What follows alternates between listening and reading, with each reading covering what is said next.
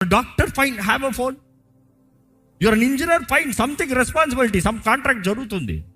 మిగతా వాడికి ఏంటి బాధ్యత? Your become a pray. Phone బంధించి పెట్టేస్తుంది చాలామందిని, కట్టి పెట్టేస్తుంది చాలామందిని. అపవాది నిన్ను నాశనం చేస్తున్నాడు. చేతుల్లోనే పాపము.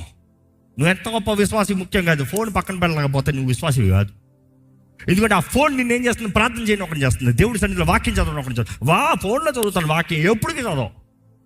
ప్రాక్టికల్ చూసుకో, నువ్వే ప్రాక్టికల్ చూసుకో. ఆ ఫోన్ ఎలా ఒకటి చేసి పడి ఏమవుతుంది చూడు. సరే ఫోనా, స్మార్ట్ ఫోన్ తీసి పడేసి మామూలు ఫోన్ పెట్టుకో. ఫోన్ చేయమని ఫోన్ ఎత్తు, అయిపోయింది కదా. ఇంకేంటి గొడవ? You have to be responsible for your life.